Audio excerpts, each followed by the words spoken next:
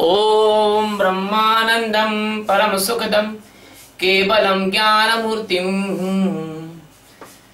द्वन्द्वातीतं त्रिगुणरहितं तस्यमस्यादिलक्ष्यम् एकं नित्यं विमलमचलं सर्वधि साक्षिहुतं भावातीतं गगनसदृशं सद्गुरुं तं नमामि। ओम गुरु ब्रह्मा गुरु विष्णु गुरुदेवो महेश्वरः गुरु साक्षात् परब्रह्म तस्मै श्री गुरुवे नमः। ध्यानमूलं गुरुमूर्ति पूजामूलं गुरुपदम् मंत्रमूलं गुरुर्वाक्यं मोक्षमूलं गुरुकृपा। सद्गुरु भगवान की जय, स्वामी जी महाराज की जय। शिवोहम। आज हम श्रीमद् भगवत गीता के 10वें अध्याय का 25वां श्लोक ले रहे हैं। इस श्लोक में भगवान अपनी विभूतियों के बारे में बता रहे हैं। विभूति के बारे में तो भगवान ने पहले भी बता रहे हैं, लेकिन अब वही निरंतरता चल रही है। महर्षीणाम भृगुरहम गिरामस्मि एकम् क्षरम यज्ञानां जपयज्ञोऽस्मि स्थावरणां हिमालयः। महर्षीणां भृगुः अहं गिरामस्मि एकम् अक्षरं यज्ञानां जपयज्ञः अस्मि स्थावराणां हिमालयः। हे अर्जुन, अहम यानी मैं, महर्षिणाम यानी महर्षियों में भृगु हूं, और गिराम यानी वाणियों में मैं एक ही अक्षर, एकम अक्षरम यानी ओंकार हूं। अर्जुन, यज्ञ नाम सब प्रकार के यज्ञों में मैं जप यज्ञ हूं, और स्थावरम में स्थिर रहने वालों में मैं हिमालय पहाड़ हूं। वाह! हे अर्जुन, मैं भृगुओं में ऋषियों में भृगु हूं, शब्दों में अक्षर ओम हूं, सभी प्रकार के यज्ञों में जप यज्ञ हूं, और स्थिर रहने वालों में हिमालय पहाड़ हूं।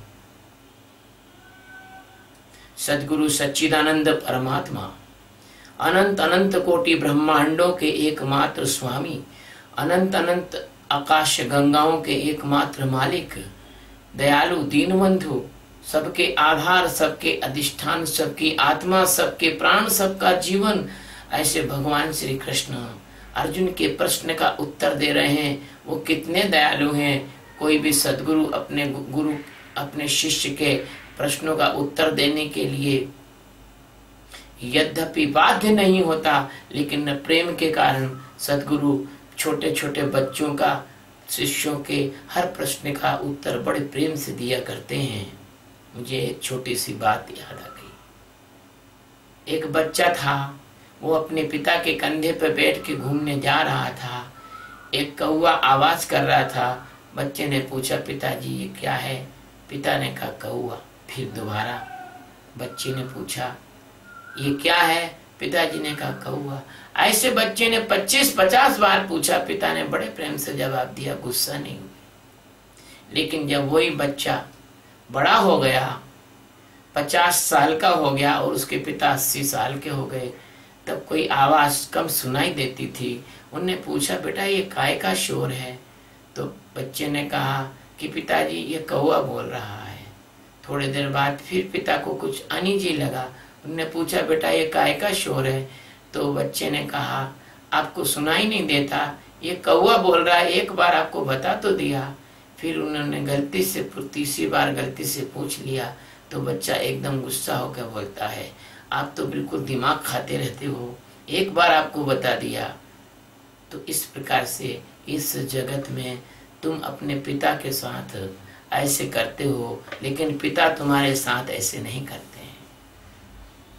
इसलिए प्यारे बच्चों, गुरु तुम्हारे पिता भी हैं, गुरु तुम्हारी माँ भी हैं, गुरु तुम्हारे मित्र भी हैं, गुरु तुम्हारे भाई भी हैं, गुरु तुम्हारे सभी कुछ हैं। वो बड़े दयालु होते हैं, और इसलिए अर्जुन के प्रश्न का उत्तर भगवान बड़े प्यार से दे रहे हैं। वो कह रहे हैं कि महर्षियों में मैं भृगु हूं।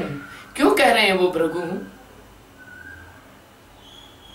वो महर्षियों में विश्वामित्र बोल सकते थे, महर्षियों में वशिष्ठ बोल सकते थे, महर्षियों में वो नारद बोल सकते थे, महर्षियों में वो वाल्मीकि बोल सकते थे, लेकिन उन्होंने भृगु क्यों कहा? क्योंकि भृगु एक अति विशिष्ट महर्षि है, अति विशिष्ट ब्रह्मर्षि है। एक बार भृगु ने परीक्षा लेने का विचार किया। वो ब्रह्मा के पास जाके उनको कुछ बोलने लगे। ब्रह्मा उनसे गुस्सा हो गए, बोले तुमको शर्म नहीं आती? तुम मेरे पुत्र होकर मुझसे ऐसा बोल रहे हो? और भगवान शंकर के पास जाके कुछ बोले। शंकर भगवान ने त्रिशूल उठा लिया। लेकिन जब वो भगवान विष्णु के पास, सच्चिदानंद परमात्मा के पास गए और भगवान विष्णु सो रहे थे, उनकी छाती में जोर से लात मारी, तो भगवान विष्णु ने आंख खोली, देखे तो भृगु ऋषि, तो उनके कोमल पैर को पकड़ के भगवान से हिलाने लगे। भगवान आपको लग तो नहीं गई? मेरे पैर, मेरा सीना तो बहुत कठोर है भगवान, आपके पैर कितने नाजुक हैं, आपको लगी तो नहीं? मेरा अपराध था कि मैं सो रहा था। ऐसे दीन बंधु दयालु करुणा निधान भगवान, जो ऋषि मुनियों की लात भी खाने के बाद भी उनसे प्यार करते हो, उनके बड़े से बड़े अपराध को क्षमा कर देते हो, ऐसे भगवान ने भृगु को इसलिए विशिष्ट स्थान दिया कि केवल भृगु ही का सामर्थ्य था जो भगवान में लात मार के भगवान की परीक्षा ले सके। मैं ऐसे सच्चिदानंद परमात्मा को, जो सब आपके अंदर विराजे हैं, न वो स्त्री हैं न वो पुरुष हैं, स्त्री में होकर स्त्री को जानते हैं, पुरुष में होकर पुरुष को जानते हैं, पशु में होकर पशु को जानते हैं, पक्षी में होकर पक्षी को जानते हैं, ऐसे भगवान को हम नमन नहीं करें तो किसको नमन करें? ऐसे दीन दयालु भगवान अर्जुन को कह रहे हैं कि अर्जुन, महर्षि तो उसे कहते हैं बेटा जिसने सच्चिदानंद परमात्मा को तत्व से जान लिया है। वे ऋषियों में श्रेष्ठ होते हैं, इसलिए उनको महर्षि कहते हैं। और ऋषि उनमें सबसे ज्यादा जो श्रेष्ठ थे वो भृगु थे, जिन्होंने भगवान विष्णु के छाती पे लात मारकर ये सिद्ध कर दिया कि ज्ञानी तीनों देवों से बड़े होते हैं। इसलिए परमात्मा के बहुत प्यारे होते हैं, बड़े होते हैं और परमात्मा के बहुत प्यारे होते हैं। ज्ञानी में ही ये सामर्थ्य है। इसलिए मेरे प्यारे बच्चों, मैं तुम्हें ज्ञानी बनाना चाहता हूँ। तुम ब्रह्मा और विष्णु और महेश तीनों से भी बड़े सामर्थ्यशाली हो जाओगे। यदि तुम आत्मज्ञान को प्राप्त करोगे तो भगवान स्वयं तुम्हारे चरणों को पकड़ के सहलाएंगे और पूछेंगे कहीं तुमको कोई कष्ट तो नहीं है इस जगत में। इसलिए भगवान कहते हैं कि महर्षियों में मैं भृगु हूँ और गिराम एक अक्षरम। और अब भगवान विष्णु की कृपा, करुणा, उदारता तो देखो कि वो बुरा नहीं मानते। बुरा मानने की जगह वो इतना प्यार करते हैं, वो इतनी चिंता करते हैं कि कहीं ऐसा तो नहीं कि मेरे ब्रह्म ऋषि को कहीं चोट तो नहीं लग गई है। ऐसे प्यारे बच्चों, सतगुरु तुमको इतना प्यार करते हैं, तुमको पता नहीं, तुम सोच नहीं सकते। बच्चा को मालूम नहीं कि उसकी माँ उसको कितना चाहती है। तुम सोच नहीं सकते सदगुरु तुमको इतना प्यार करते हैं। इसलिए बलिहारी ऐसे सदगुरु की, जिसने ये ज्ञान गीता का सुनाया। ये ब्रह्मवेत्ता सदगुरु की वाणी है। ये गीता कोई पुस्तक नहीं है, ये ब्रह्म की गंगा है, ये ज्ञान की गंगा है, ये भगवान के प्रेम और करुणा की गंगा है। और गीता में भगवान कहते हैं कि मैं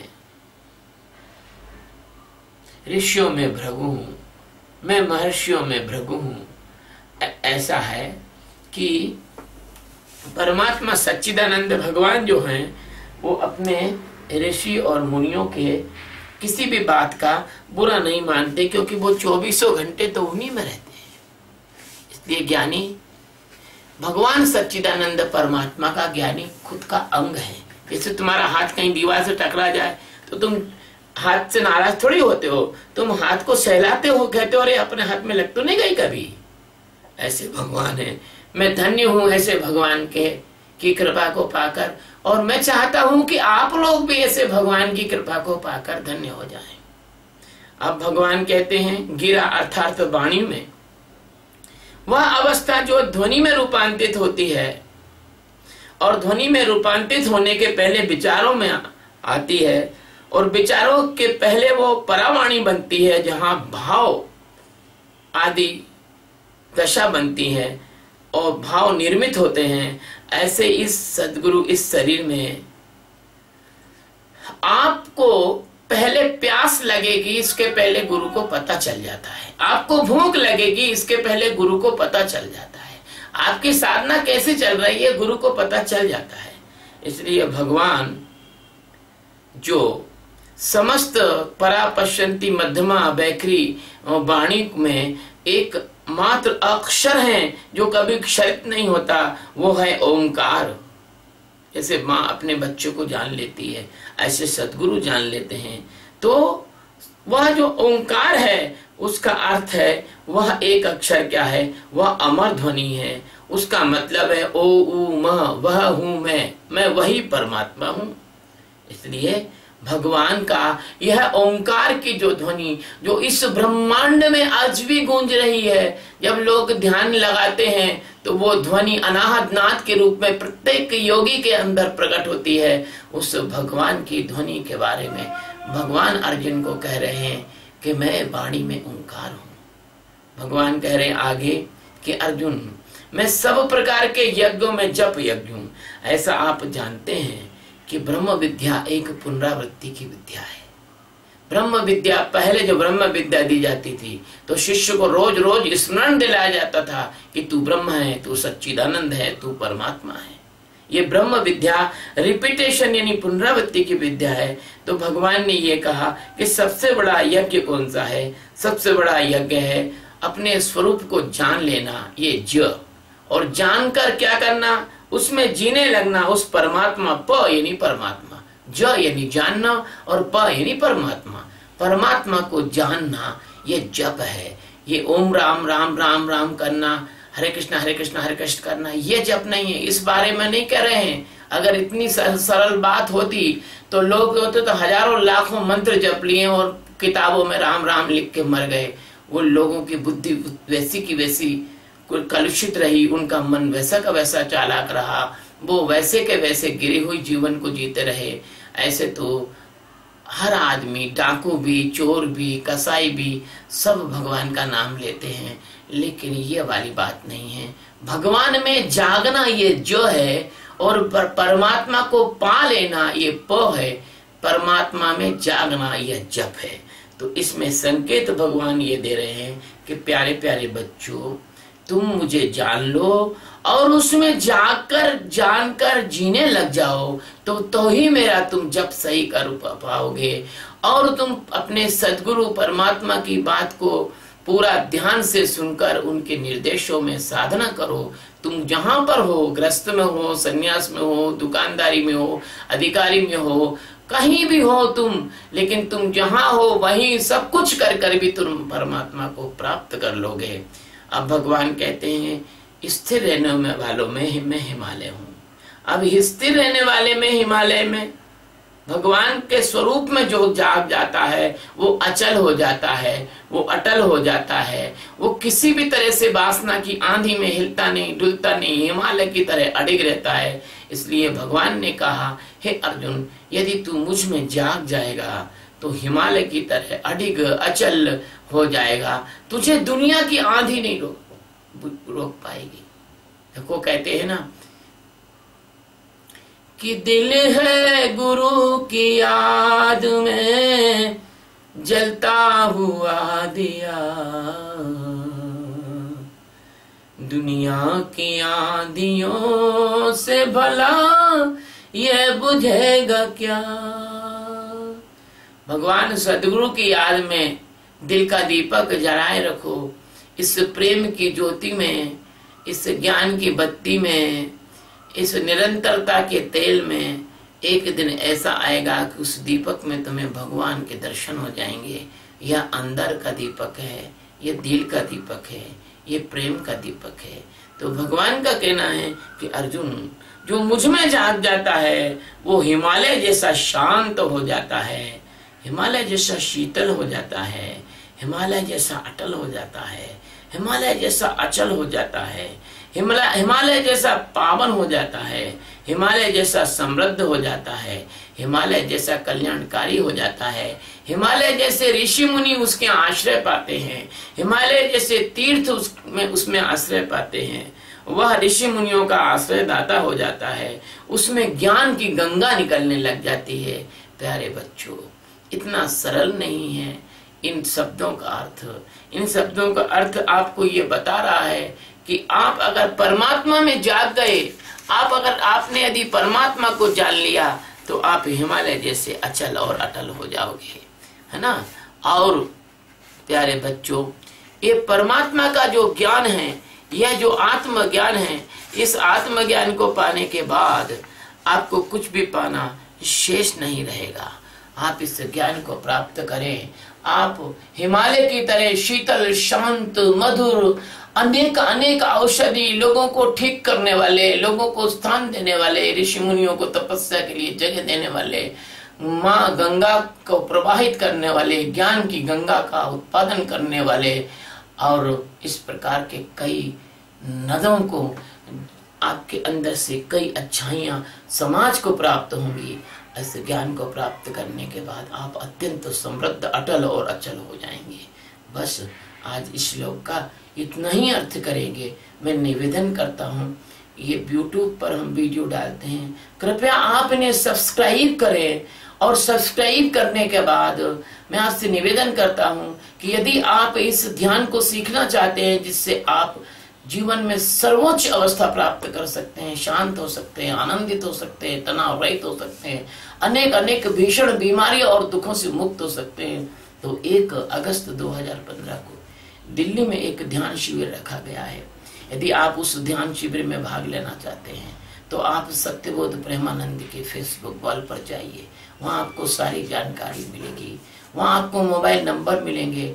आप वेदांतानंद जी के वॉल पर जाइए, वहाँ भी आपको सारी जानकारी मिलेगी, सारे नंबर मिलेंगे। आप उनसे बात करिए और अपना रजिस्ट्रेशन कराइए। बहुत कम सीमित स्थान, अंतर्राष्ट्रीय स्तर के शिविर में मात्र 50 प्रतिभागी भाग लेने वाले हैं। उस 50 में आप हो, ये आपका भाग्य है और भगवान की कृपा है। शिवो शिवो।